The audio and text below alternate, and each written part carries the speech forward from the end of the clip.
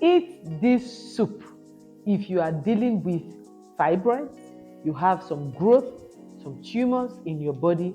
The name of the soup I want you to eat is mushroom soup. Yes, mushroom, Shaytek mushroom soup. What are the ingredients I want you to get?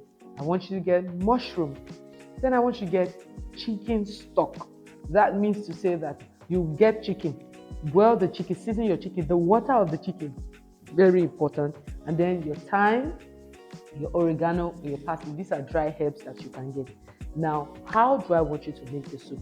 Your stock is our main ingredient. For this soup, we need the stock of the chicken. That stock, chicken or goat or any animal stock, but the best for it is actually chicken. I prefer local chicken, free range chicken, but any chicken you can get is fine. So get your stock, put it in your pot, add your mushroom to it, then put your tomatoes, your pepper, all that should be blended into a smooth paste and added to your mushroom soup. Then allow it to cook, under low heat. Not overcooked, but cooked under low heat within 6 to 8 minutes.